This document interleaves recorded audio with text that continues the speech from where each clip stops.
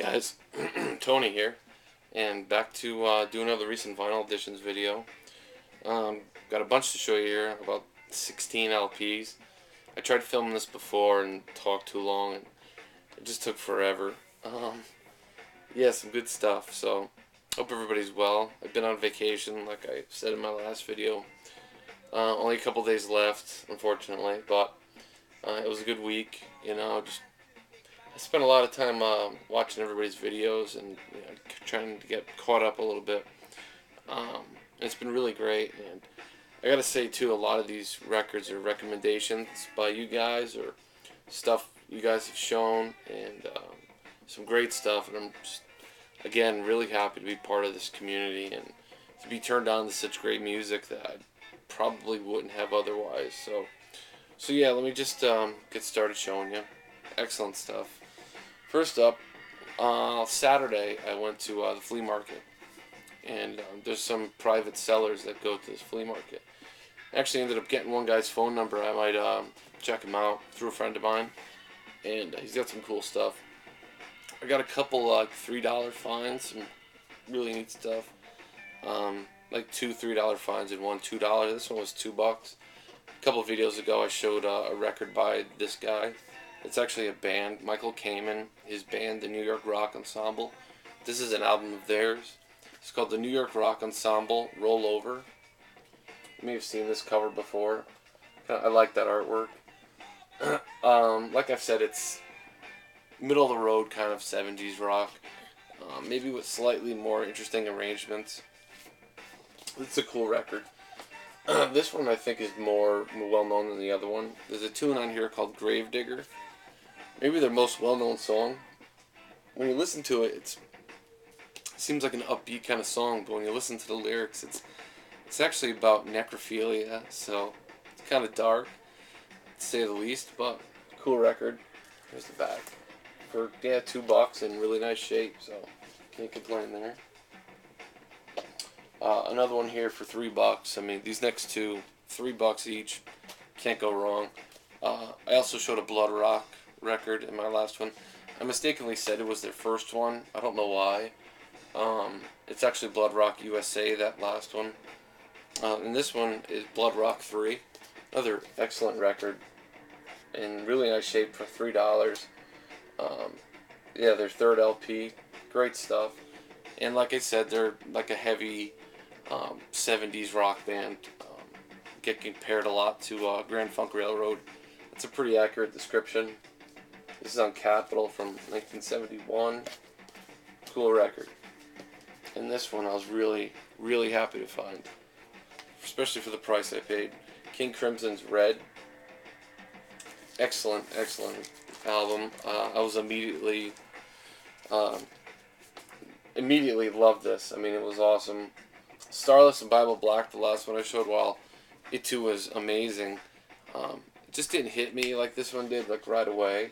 You have Red, Fallen Angel, one more Red Nightmare, and Side 2 Providence, and then Starless, two excellent tracks. So there you go. Excellent find for $3. I mean, can't go wrong. A couple Tangerine Dream records. Jeff, the record man, he's been mentioning some Tangerine Dream that I should check out. But also YouTube user 24DB. Really cool guy. He's just starting to make videos. Huge Tangerine Dream fan. If you're interested in Tangerine Dream, check out his channel. He had been posting a lot of stuff, mostly on Tangerine Dream or Krautrock. Really, he's awesome. He's been sending me. He sent me a list of a bunch of Krautrock albums to check out. So did Jeff and Derek as well. So I got a bunch of stuff to check out. But this one I picked up yesterday. Have not got to listen to it yet, but it's a pretty common record by them. And again, for just a few bucks. Tangerine Dream, the music soundtrack to the film Sorcerer. Very cool. But I have not listened to it yet, so can't really say too much. This one I have listened to and blown away by it. It's fantastic. It's a classic by them. And I know Jeff, the record man, recommended this one specifically. So did 24DB. Phaedra. Tangerine Dream. Excellent, excellent LP.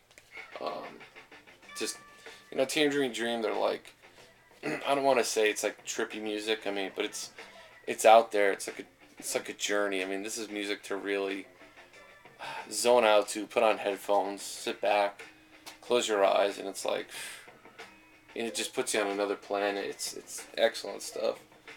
Yeah, Phaedra. This is from 1974, I want to say. I think 74 or 73. 73. And this is on Virgin Records. I'm pretty sure it's a reissue.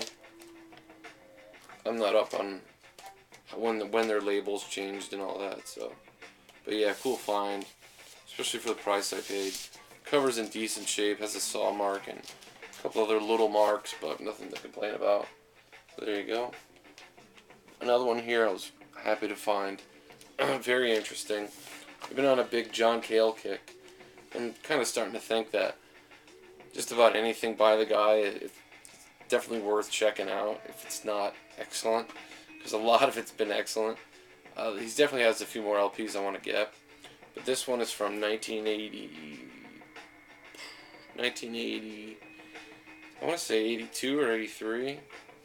I don't know. Music for a New Society, John Cale. And this is on Z Records. Very interesting record. Kind of solo almost, but a few tracks have a band, but it's a very heart-wrenching kind of thing. It's like, I don't know, something about it. It sounds like he's like in pain, but it's definitely interesting. Z Records. So, very cool. I don't know if that's a European label, but it's distributed, I think, by Passport Records. I know they do did a lot of imports. So, there you go. A couple here, 2 more used ones, I think. Yeah, 2 more, and then some new stuff. Uriah Heep, and this one's called Very Heavy, Very Humble. Uriah Heep, I believe this is their first one. Really, really nice shape, like near mint. It's an import reissue, but it's from 1970, and fantastic, heavy 70s rock, kind of progressive, almost like Deep Purple, but really cool. The song Gypsy, fantastic. Really happy with this purchase. So there you go. Really cool artwork, huh? And this one too. Awesome artwork and an awesome record. Really happy with this. Definitely different. The Incredible String Band. This is their second LP. The 5,000 Spirits, or the Layers of the Onion. I guess it's known as, yeah. Excuse me, the 5,000 Spirits in short. It's on Elektra. This is a early, later press reissue. But actually, I think Sundays reissued this as well as a lot of the Incredible String Band records. I really like it. It's like psych folk, very, very folk, with some psychedelic elements, some Eastern influence. Really cool. I picked this up today. I have not gotten to listen to it a lot, but I liked what I heard, though. Very cool. And again, very psychedelic artwork.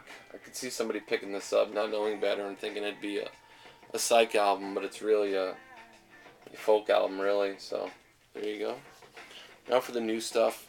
Here's a record by a band that I kind of knew a few songs by. Didn't know them well. A friend of mine recommended them, and I'm really happy with this purchase, but I definitely have to listen to it more. Interpol, their second album, Antics. I believe this is from 2004. It's on Matador Records. Very cool record. Happy with it. They have a different post-punk sound. They get compared a lot to Joy Division. I'm sure a lot of you guys are familiar with this band. The tune, Come Here, awesome. Evil. Just a cool record, so very happy with this. Interpol. Here I have a band that doesn't really seem to get mentioned too much in the vinyl community, but it's a band that I love, grew up with. I don't find myself playing them that often, only because I played the hell out of them when I was a kid, and there's so much other stuff to listen to. So as a result, I really don't have a lot of their material on vinyl. I have their very, very first album on vinyl. This is actually their first studio album, their first main, their first uh, major label release. Jane's Addiction. Nothing shocking. This is an absolute classic. Jane's Addiction are probably one of the first really successful alternative rock acts, I guess you could say. Their first record on Triple X Records. I have an original of, and really happy to have it. This is the Rhino reissue of this. This came out originally in 1988, and it's, just a classic. Up the Beach, Ocean Size, classic tune of theirs. Had a Dad, Ted Just Admit It, fantastic song. Summertime Rolls, again, excellent.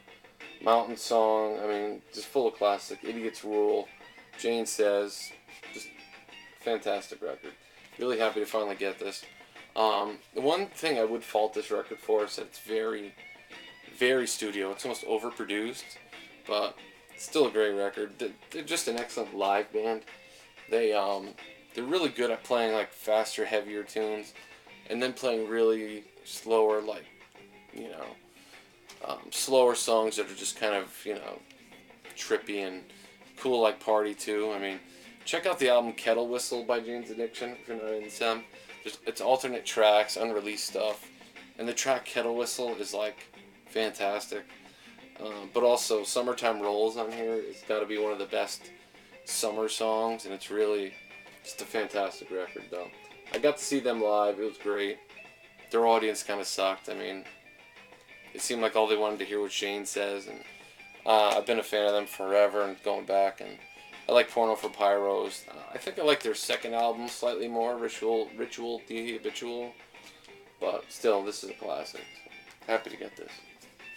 This one here was a recommendation by Anthony the Infinite Groove, a band I'd never heard of, and he said, I'm such a big Neil Young fan, he figured I would like this.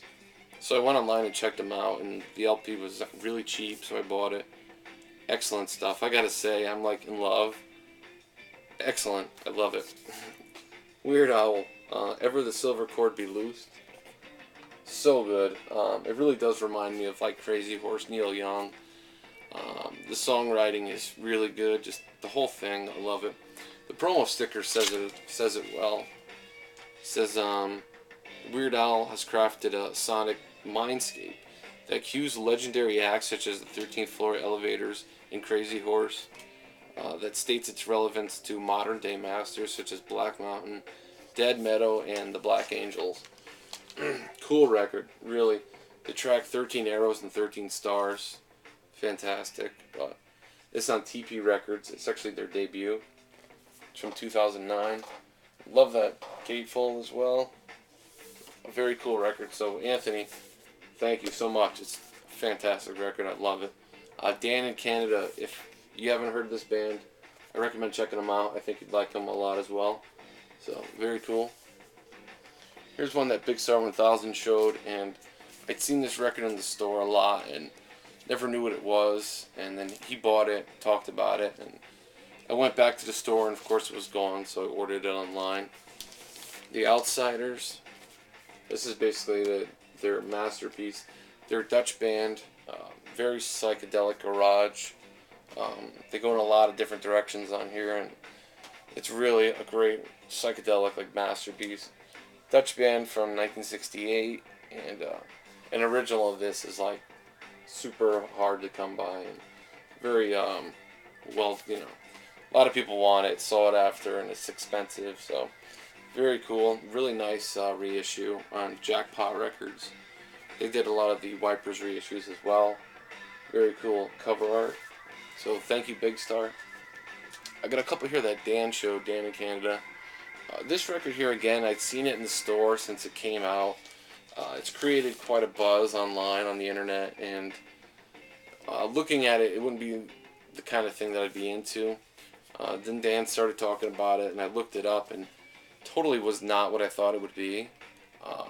It's actually excellent, and just, it's a great record. Ghost, and this is their debut, Opus Eponymous. It's on Rise Above Records. Very interesting. They get compared a lot to Blue Oyster Cult, and it's a really accurate description. I think if you like Blue Oyster Cult, or if you like 70s rock in general, I think you would like this a lot. Especially once you get used to it, listen to it a little bit. Very, very cool. I'm really happy I bought it. The story with this is that it's 6 members, and all 6 members are members of other bands, other, I guess, known, respected bands, but they won't reveal their identities. All their lyrics are about Satanists, and people think they're Satanists, but I kind of just think it's all in fun. It's part of the gimmick. People thought Black Sabbath were Satanists when they came out too, but if you think you'd be turned off to those kind of lyrics, definitely check this out before you buy it, because the lyrics are very much, Satanist, but I think it's just the whole thing to hype it up a little bit more. Very cool, really nice release. This is on a clear blue splattered vinyl, which is awesome. So, excellent stuff. So, and again, something I would have thought I'm not the biggest fan of doom metal in the world, so I don't think this kind of thing would appeal to me, but it's very much like 70s rock, straight up, and it's really well done, so check it out. I recommend it. Ghost, Opus Eponymous, very cool. And this one here, Dan showed, he mentioned that the website All That Is Heavy still had the reissues of this, and I've wanted to check this band out for forever. I've heard so much about them.